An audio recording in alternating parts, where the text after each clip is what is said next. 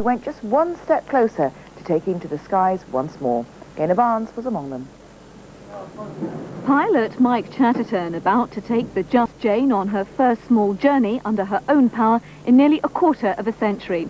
Not yet ready to take off, but plenty of people defied the rain to see her on the runway, 50 years to the day after she rolled off the wartime production line.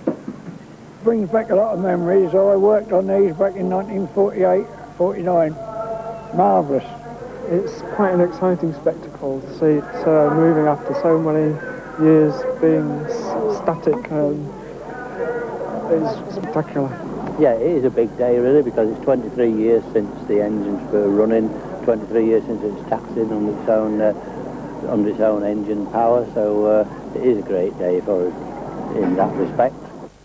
Fred Panton and his brother Harold rescued the old Lancaster 8 years ago. Since then, painstaking effort has been made to completely rebuild her at the Lincolnshire Aviation Heritage Centre. The first of 4 engines flickered into life a year ago.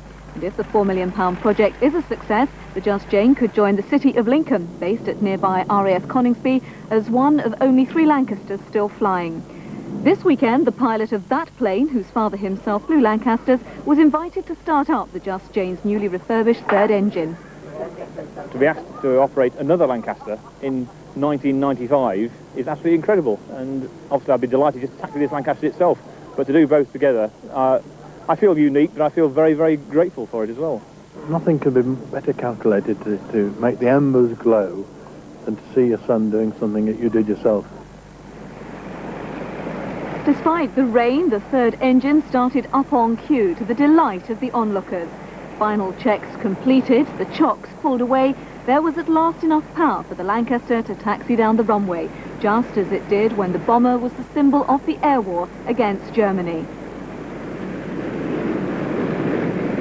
The latest step in the restoration project finished, work will now begin on restoring the 4th of the Merlin engines, themselves a rarity. Ultimately, the aim to put the Just Jane back in the air, the final chapter in a new lease of life.